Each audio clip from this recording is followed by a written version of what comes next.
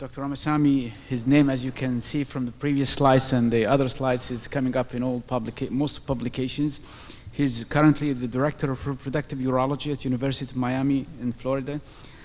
He had the privilege to be trained by the Cornell group, and he was one of the earliest people to publish their Micro-TESE series. And he also completed his fellowship in andrology in Baylor College. He published extensively. Ranjith, it's a pleasure to have you with us. So he'll be talking about Micro-TESE. He'll show us his video, and then at the next part he will convince us that Micro-TESE is the best option.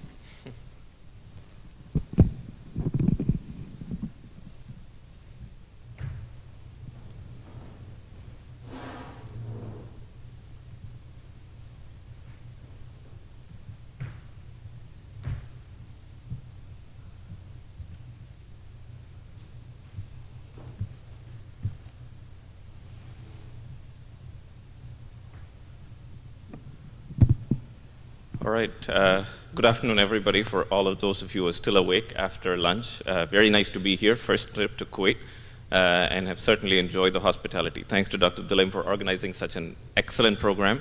I think one of the points that was raised earlier today was how societies like these focus on topics. I think focusing on andrology, I think last year was voiding dysfunction. I think it's very important because it at least gets the audience interested and the people who are interested to attend rather than having a huge urology focus and making it very widespread. So the goal for the next half hour at least is to talk about microdissection TESE. We'll speak, enough has been said. There are several ways in which you can get sperm. Microdissection is just one of them.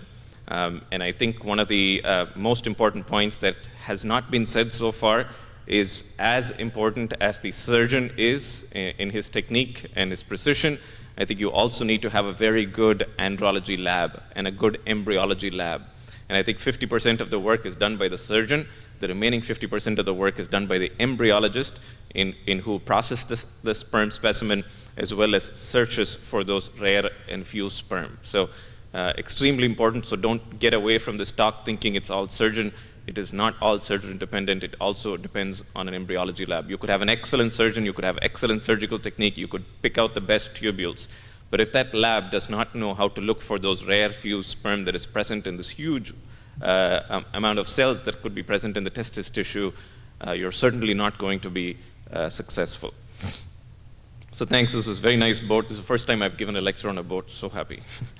So we'll start with a case here. It's a 33-year-old healthy male, 31-year-old healthy wife, asospermia bilateral 4cc testis. I think the earlier talk today, we do know clearly if it's a very small testis and if the patient has a very high FSH, you have a clear-cut clinical diagnosis of non-obstructive asospermia or asospermia due to production defect, and so therefore a diagnostic biopsy should not be indicated.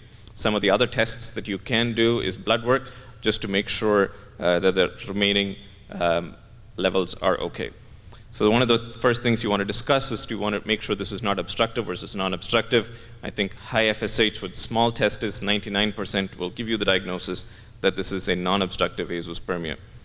Craig Niederberger published this very nice paper in 2002. I think prior in the 90s, people were doing diagnostic biopsies and to diagnose non-obstructive versus obstructive asospermia. Since this paper has come out, message has been conveyed that just with the basis of high FSH and small testis, you can make a diagnosis of NOA, and so therefore these patients should not undergo a diagnostic biopsy.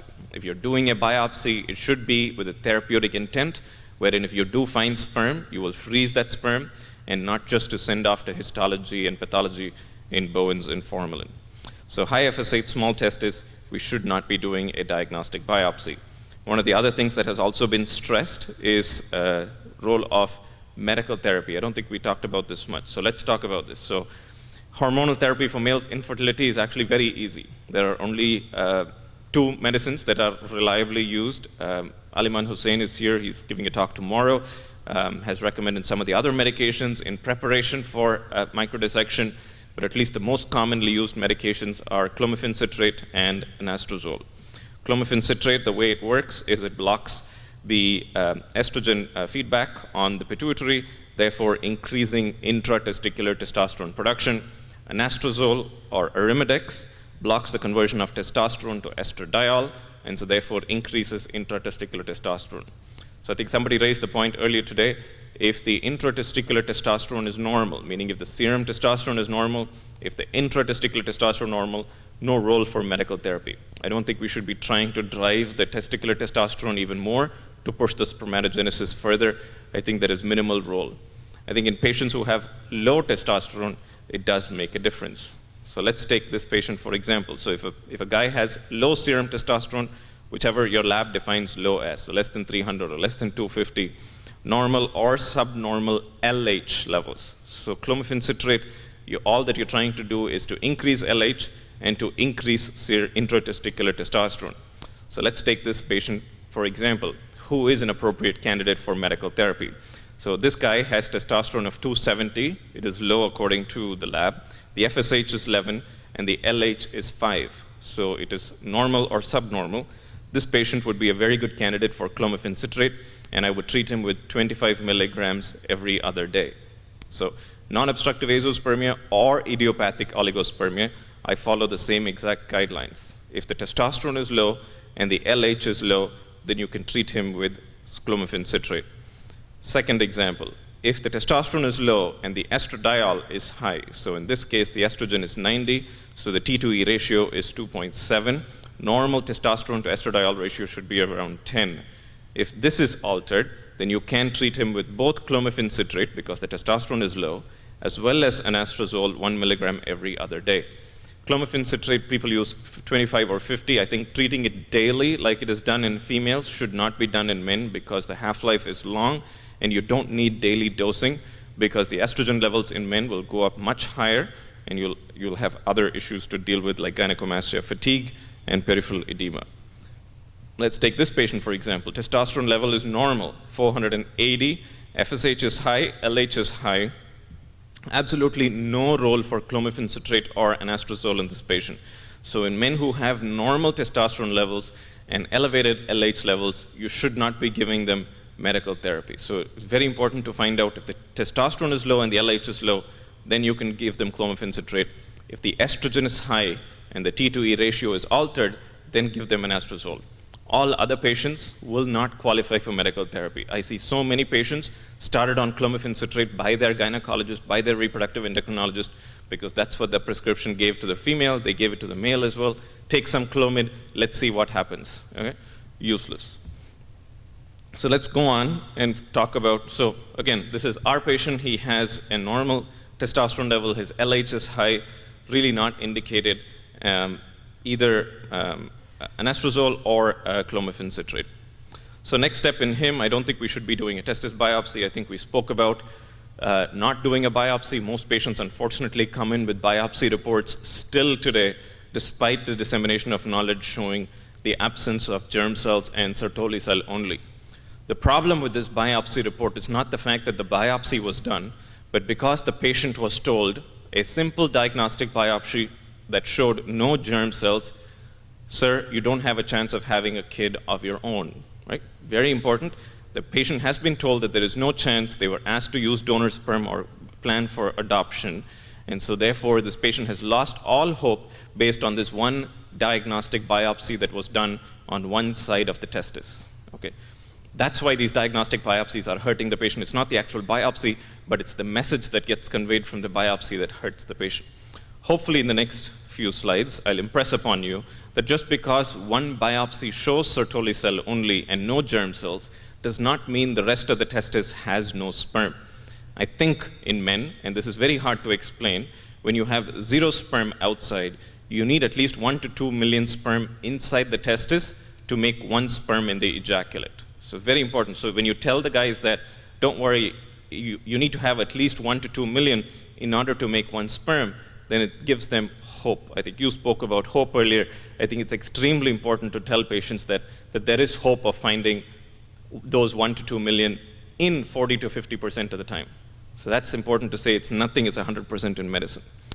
So I think we spoke about this earlier. I don't think we should be doing biopsies, especially in men with NOA. Certainly not doing biopsies and telling them that there is no hope. And that's the message that needs to get conveyed. and in all of the discussions that you guys go on to have with your colleagues.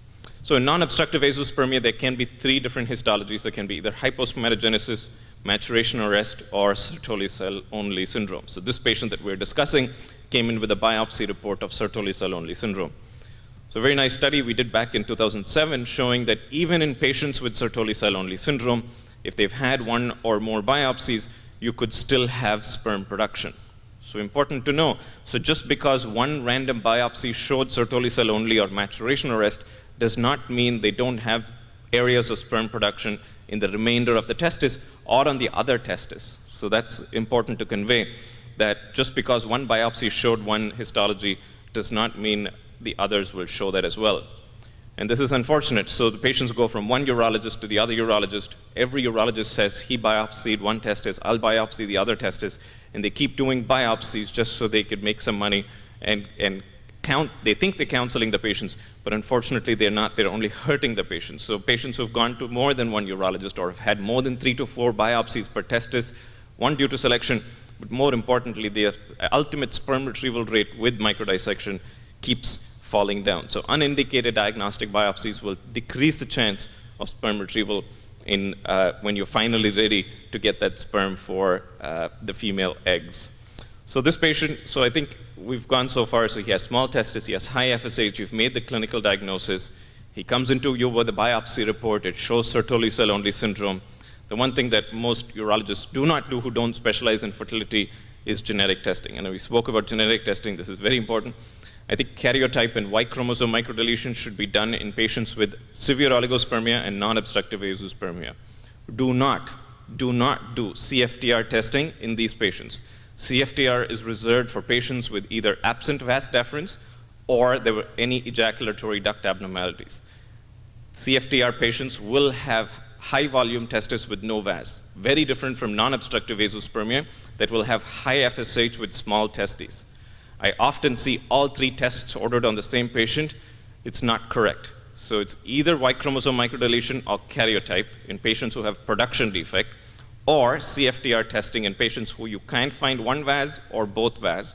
And in those patients, you'll have normal testis volume with a normal FSH. You get it? So very important. So 1 or the other. Please don't order all 3 just because these are the 3 genetic tests. Reproductive endocrinologists, gynecologists often check off all 3 in their test and send the patient away.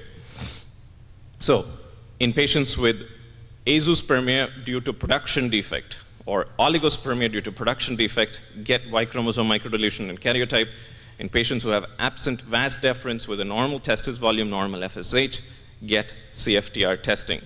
What are we going to find out from these genetic tests? Klinefelter syndrome, we discussed earlier, they have asospermia if they have non-mosaic type, and most patients will hopefully have some sperm inside the testis. Very few will have some sperm in the ejaculate. We spoke about Y chromosome microdeletion. I think this is important because if you take patients for biopsy or sperm retrieval who have AZF-A and AZF-B, you're committing malpractice because this is well defined in the literature that these patients will not have sperm, and so therefore you need to do this testing before you take them for a sperm retrieval no matter what type you end up doing. AZF-C, however, you can still end up taking them for sperm retrieval, and there the success rates vary from 50 to 70%. So let's backtrack to our patient. So he has small testes, he has high FSH, he has a diagnosis of non-obstructive asospermia. We decided not to give him any medical therapy because his testosterone was normal and his LH was high. We did a karyotype, we did Y chromosome microdeletion, they all came back normal. So all of these things need to factor into your diagnosis, evaluation, and management before you think about sticking a needle inside his testis and trying to get sperm. This is very important. Don't just, as soon as you see a patient, do not think about how you're going to get sperm. Make sure you complete the workup, make sure you complete the evaluation before you take the patients for sperm retrieval. So we spoke a lot today about the different ways in which we could do sperm retrieval. I don't think there is one correct way. I don't think any of these things are wrong. It's very important to know that fine needle aspiration, percutaneous biopsy, open biopsy are all still very valid techniques. They have variable sperm retrieval rates, though low, and almost never zero.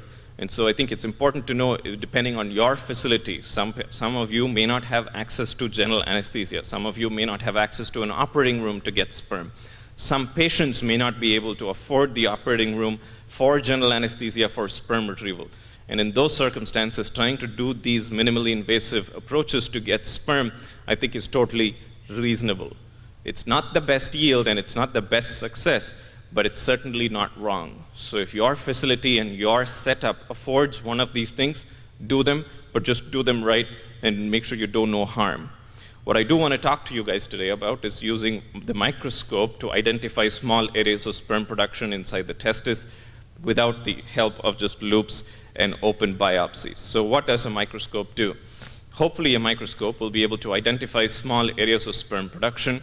And this is still very subjective and therefore remains probably the most subjective operation in urology that we do, because all that we are deciding upon is upon the size of the tubules. So when you bivalve the testis and open the testis, all that you're deciding between the tubules is this bigger, is this fuller, is this more opaque, or mostly is it different compared to the tubule that is next to it. That is all. I get questions asked all the time, which tubules have sperm? How do you select the tubules? I wish we had an answer to this. I think some of the technologies that Asif presented earlier, I mean, those are all great technologies, I think, but to translate that into the clinic, we're at least a minimum of 5 to 10 years away before we can scan the testis and find out which tubules have sperm and which tubules don't. So what is this concept of microdissection? So let's start with, I have 3 videos. They were playing earlier. Oh, good.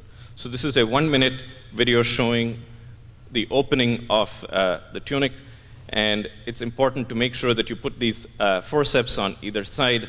And this is the most important part. Just do this part very slowly.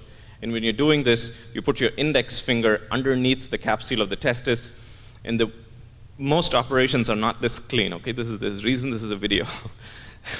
You have to stay along the plane of the tubules, and I'm trying to get the cursor here. So you have to stay along the plane of the tubules and make sure you don't dissect across the tubules this way, because if you end up dissecting that way, all you're going to get is bleeding. So make sure you stay, every dissection that you do to look for tubules either on the surface or on the top should be along the plane of the tubules, and respect those planes. If you end up respecting those planes, hemorrhage from the surgery is not as much, and therefore you don't end up using as much bipolar cautery. Usually when I use bipolar cautery, I use it both as to dissect the tubules as well as to take care of bleeding at the same time, as opposed to trying to switch between the jeweler's forceps as well as the bipolar cautery back and forth. Some of these tubules basically range. There's at least about 200 tubules per testis, and I spend about 1 hour per testis. I have written papers showing that microdissection can last for about 4 to 7 hours. I don't. I've stopped doing that. I spend 1 hour per testis, and I sample 10 to maximum 15 tubules per testis. So for 2 reasons. 1, I've sampled the entire region of the testis with 10 to 15 tubules. 2, you don't end up giving as much tissue to the embryologist, because if you give them a lot of tissue, it's much harder for them to sort through the tissue and find that sperm. So it's very important to make sure that, that you don't give them as much tissue as well. Okay, second video.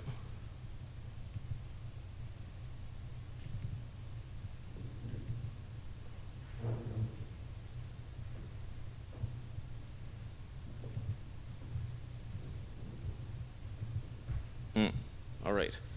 So this is a nice dissection showing comparison of tubule with and without sperm. So when you're actually dissecting a tubule with sperm, you see how it maintains the architecture. So even if you pull it out of the tissue and out of the testis, you see it's full, you see it's opaque, it doesn't collapse in front of your eyes, and so therefore you know that hopefully that has sperm. And that's the hard part, is unless you take it out, you don't know if it has sperm or not. And this, I would normally not do it, but I did it only for the purpose of the video, is to dissect a tubule that's right next to it, that is flat and I don't think contains sperm. And when you pull it together, you see how it's thread, it's stringy, and it barely contains any substance, fluid, or opacity. So very nicely, you could see two tubules, one with and one without sperm, that are isolated right next to each other. Very hard to determine and discern the difference between these tubules without a microscope, right? And these patients, you have to remember, this is their last hope of having a biological child. Donor sperm is very easy, but to try and do this, I think, is not easy. And so therefore, you just have to make sure that you spend the time in doing this. Not too long, but enough. And now the last video.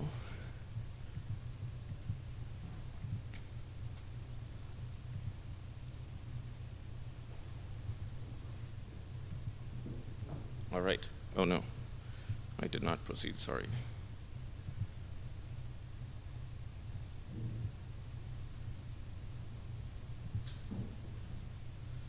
So this is just the whole surgery, just for people who have never done this before. Basically, midline scrotal incision. I use the same incision to do both testes on both sides, open up the dartos, tunica vaginalis. I have started using a 5-proline suture as a stay suture, just to make sure to keep the orientations correct. And when you put these two clamps on, just be careful when you're opening them to use it safely. I have seen testicular avulsions happen because you're too aggressive when you open the testes, and so therefore be very careful when you're opening the testes. Again, the hardest question is subjectivity. How do you determine tubules with and without sperm? I think that obviously comes with experience. One of the slides presented learning curve with micro-TESE of being 50 cases. I think this is where it is. This is the most important part that I actually want to stress that has not been touched upon today, is how do you process the sperm? So I put the tubules that I take, 10 tubules per Eppendorf tube, and I mince as much as possible with iris scissors and pass it through a 24-gauge angiocath. And usually that's the embryologist that's holding the slide, and they give them one drop usually that they go back and look to see in the operating room whether there is sperm or not. This is a very rare case. Usually you don't find this many sperm. This is obviously under low power, but you can find it. So processing of the tissue is also important. You just don't hand off the tissue to the embryologist, process it yourself. And the other bad habit that embryologists love to do is they spin everything down, right? They centrifuge everything that they get in their hands. If you centrifuge this specimen, all of the proper sperm is going to go down. You're not going to get anything in the supernatant.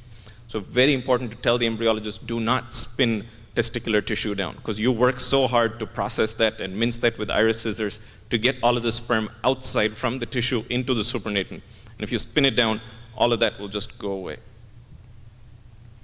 So I think this is extremely critical. So as much time as you spend in taking those tubules out, make sure you spend enough time in processing it as well. And effective dispersion, I think 95% of the time you can get away with just mechanical dispersion. We've written a paper showing if you're doing the sperm retrieval the day before egg retrieval, and that's what I try and do, is to do it the day before, then you can let the, if you found no sperm on the first day, you could add collagenase overnight and see if there is any more sperm yield that's present on the day after. And incubate it with pentoxifylline if you want, if the lab is okay with it, to try and identify sperm that are alive. Some of the non-motile sperm can start moving as well.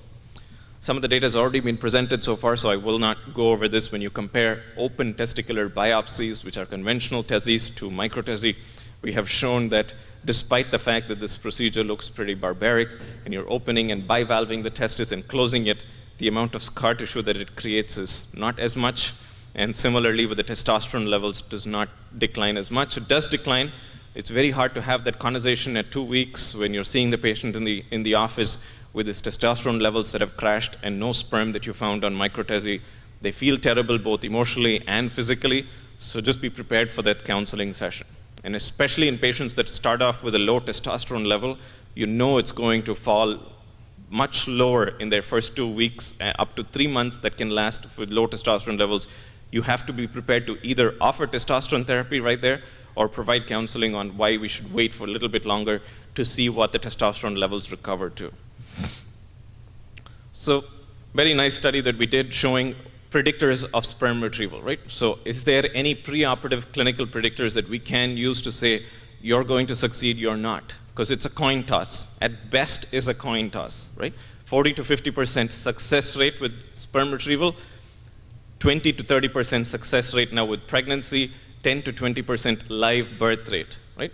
Very important to stress to the patient. After all of this, there is about a 10 to 20% chance that you're going to walk home with a baby, right? It's very easy to say 40 to 50% successful sperm retrieval, but at the end of the day, the patient doesn't care about successful sperm retrieval. They care about what is the chances of walking home with a baby. And that, at best, is 10 to 20%, right? After all of these operations, so much money spent, you're talking about a 10 to 20% chance. And the only thing that you convince yourself to do this is that it's not zero. Right? There's a non-zero probability that they will walk home with a baby with their own genetic material, and that's why you're doing so much effort and work. And you tell the patient that that's the approach that we're taking with this. We're not shooting for the stars, but this is not it's worse than a coin toss. So predictors of sperm retrieval, what can we use to predict whether you're going to find sperm or not? FSH, very important marker. Prior to the study, men with very high FSH were often asked to just proceed with donor sperm or adoption. High FSH, small testes, your testes are burnt out, do not bother with microdissection. Very interesting, we went back and looked. We actually showed that even men with very high FSH levels, all the way to 150 in this study, were able to find 50 to 60% of the time with sperm. Interestingly, contrary to popular thought, men with normal FSH ended up having a lower chance of finding sperm, because majority of men in this cohort ended up having maturation arrest. And I think if you ask me, maturation arrest with big testes are probably the hardest cases for doing microdissection and sperm retrieval, where the sperm retrieval rate is the lowest. Whereas the small testes, Klinefelter syndrome, post-chemotherapy, 4 cc, 5 cc testes, as long as you can open and close the testes carefully, those surgeries are much easier because you have much less tissue to wade through and to sort through tubules and to find good tubule versus bad tubule. Big testes, much harder to do. So I think high FSH should not be a contraindication for micro-TESE. Even if the FSH is high, you should counsel them that the chance of finding sperm is fairly similar to somebody with a high normal FSH. If you have a normal FSH, FSH of 4 and maturation arrest, that micro-TESE success rate is not going to be high. Let's do one more case before I finish. This is to reinforce some of the questions that I got on medical therapy before micro-TESE. 33-year-old guy, gynecomastia, firm testes, 3 cc's in volume, semen analysis, multiple showing asospermia. Based on his history and physical exam, I think we know he has Klinefelter syndrome. So what tests would you like to do? I think this is the one condition where medical therapy is important, because making a difference in intratesticular testosterone seems to improve sperm retrieval outcomes as opposed to idiopathic NOA. Klinefelter syndrome is not idiopathic NOA. You have a cause for non-obstructive asospermia, so you can't classify them as idiopathic. In his case, his testosterone was 225, FSH was high, LH was 10. His karyotype came back as 47XXY. So I think karyotype abnormalities are very common in this population. So what can you do to him? Donor sperm, obviously not an option here. Adoption, we should do medical therapy before we take him for microdissection. Study that we published with Peter Schlegel at Cornell showing that out of 114 attempts, 68% of the time we were able to retrieve sperm, 52% pregnancy rate. All the 44 kids that were born were 46XX and 46 or 46XY, so there was no aneuploidy. Another question that I always get asked in men with Klinefelter syndrome, do we need to do PGD? I don't think you need to do PGD, because if you do make that sperm, if that sperm is mature enough to fertilize, that means it must be euploid, otherwise you would not have developed this embryo and the pregnancy. So very low risk of genetic abnormalities in these offspring, and so therefore you don't need to do PGD in men who undergo sperm retrieval for Klinefelter syndrome. So this is an important algorithm. So contrary to normal medical therapy in men with Klinefelter syndrome, they have increased aromatization. So the testosterone gets converted to estradiol way more in Klinefelter syndrome rather than idiopathic NOA. So when you're starting medical therapy with Klinefelter syndrome, if they have a low testosterone, less than 300, start them on aromatase inhibitors, Arimidex, 1 milligram once a day. Testosterone not available anymore.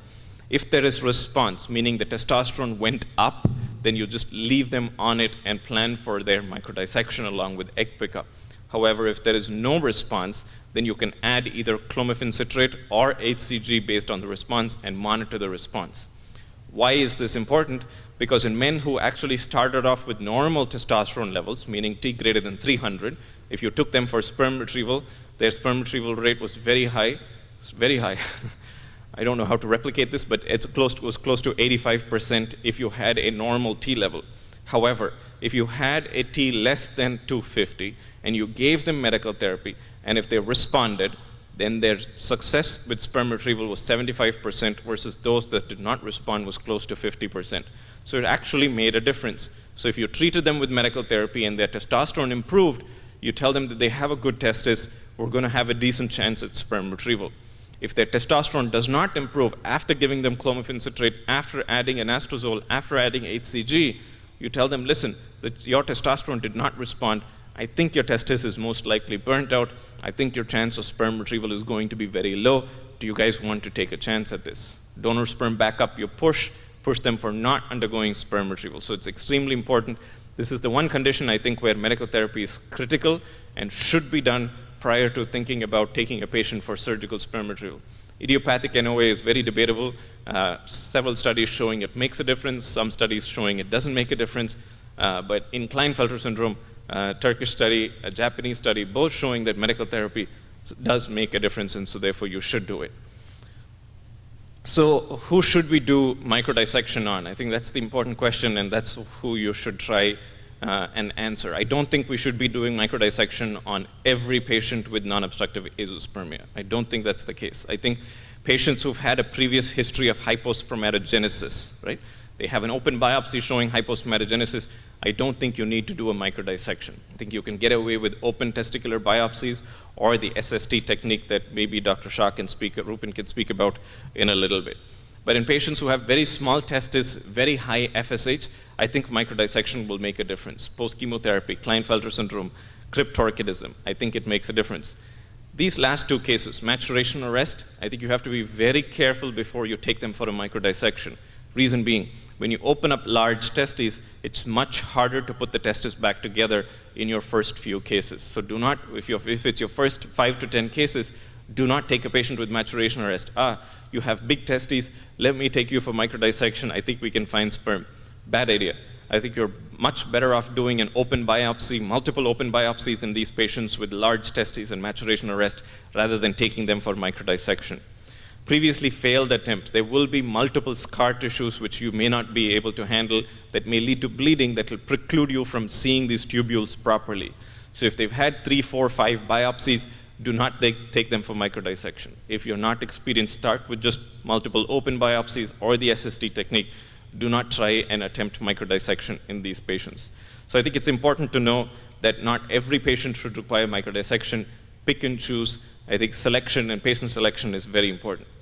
So in summary, I think men with non-obstructive asospermia, they have a heterogeneous pattern of sperm production. I think one area of the testis, lack of sperm does not mean there aren't other areas of testis within the testis that will make sperm.